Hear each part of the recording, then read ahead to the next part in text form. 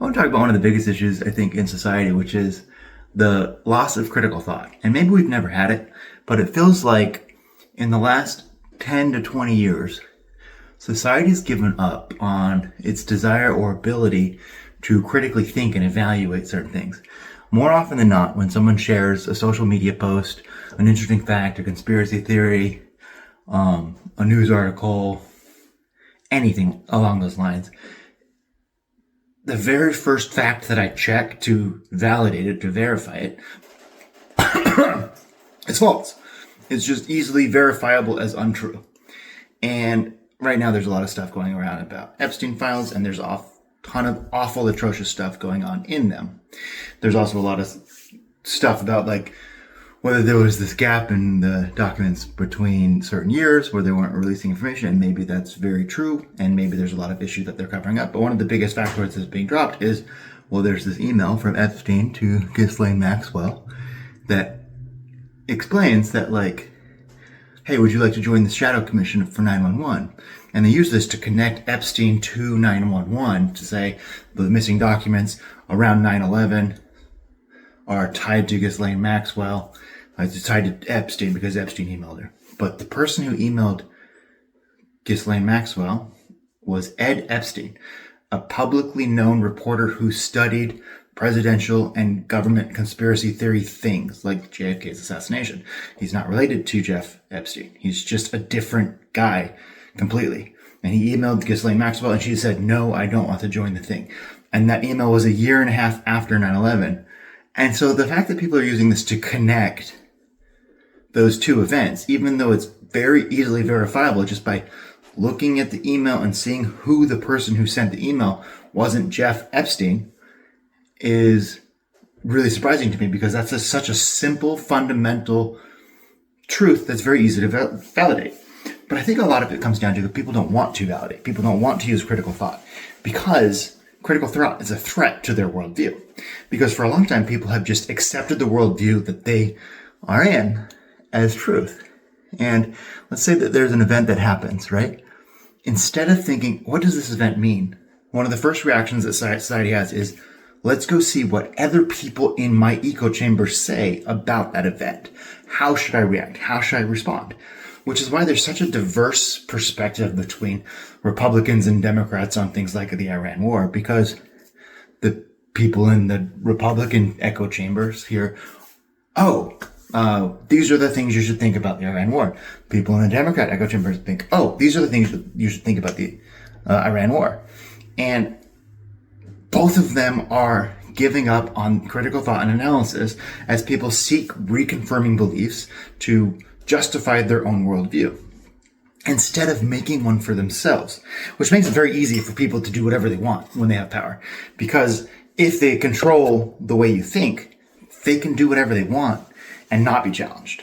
If you had to justify it in a public discourse and have rational justification for things like a war in the Middle East, right, then there had to be a pretense for the war. There had to be a justification for the war. There had to be an argument. There was a public forum about whether or not this war is justifiable. Speaking of 9/11, one of the reasons that the war in Iraq was justifiable was because of that major event. There wasn't a similar event for this Iran war, but the reaction is very similar. There's people that are against it. There's people that are for it. But the justification behind it is way less. There's not this whole discourse about, well, there's weapons of mass destruction. There was this event. There was this terrorist attack. There was all these other things. Like, there's the sequence of events leading up to the wars in the Middle East 20 years ago that we don't see today. We just accept the war, and maybe we don't accept it. Like, maybe we either accept it or we don't. But the public forum and the discourse around it is simply a diverse group, because they don't have to have that discourse, because there is no discourse between the different groups in how we should think about certain things. And this happens all the time. And the more that humanity has given up on its ability to critically think and analyze and consider what is the reality of the situation, the more easily you are to be controlled. Which means the people that own all the information, which, I mean, there's not that many. There's maybe a dozen people that control the digital information flow in the world. If you look at the number of major American media companies, especially, like, look how many people own a majority of them. It's not very many. It's probably less than my fingers, okay? Which is a lot of informational control. And if we're not willing to challenge or question or critically think about the information presented to us, then they can say whatever they want. And we just have to believe it and accept it because we lost the ability to critically think. Now, take that and add AI to it and think about what does it look like when AI has become widespread in, common usage, business or personal, right? What is AI? Well, essentially AI is an echo chamber that thinks for you. And if you want it to say something, you just say, hey, I think this is true. Do you agree? And it'll say, yeah, that's super true. Or you say, hey, I want to know if this is the way I should think. It'll say, yeah, great idea, Scott. You really are great at not thinking for yourself. Congratulations. And the more that we rely on tools like that to think without validating them, especially without using our critical thought to evaluate it, the worse that the less power that we have as individuals, and the less power we have as individuals to control not only our futures, but to control the reality around us, because the reality around us is a shared truth. If we're unwilling to find what that actually is, then we accept the shared truth that someone else gives to us. And that to me is one of the most problematic pieces, because other people can define that shared truth. Well, it's because of this. Well, it's because of this. Well, there are weapons of mass destruction in Iraq.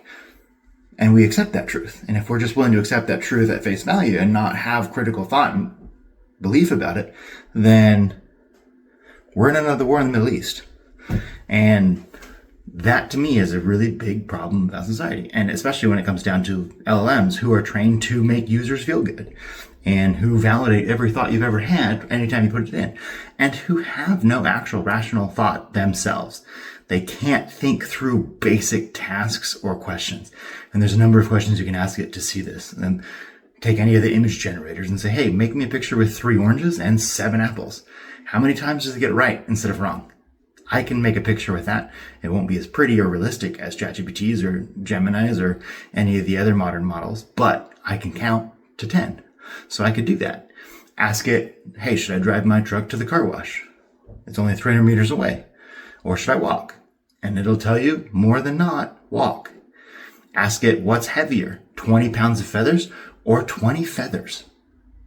Sorry, I gotta say that again. What's heavier, 20 pounds of bricks or 20 feathers? You probably think, oh, you know what? 20 feathers is not very many. That's like not even a pound. And AI will be like, 20 pounds of feathers is the same weight as 20 pounds of bricks, because it doesn't think. It just sees the pattern and then makes the conclusion that it wants to make without rationalizing through the process. It's like, oh, look, this is a trick question. So all the trick questions say they're the same. So I'm going to say it's the same. But instead of thinking through it, right? The point of a trick question is it forces you to think, which AI doesn't do. It just points at answers that it thinks are true and then justifies them retroactively. And that's the way that a lack of critical thought exists in our society. When we look at an answer and then we justify it retroactively, that's a lack of critical thought. And that, to me, is one of the leading indicators of why our society is going to struggle in the next while.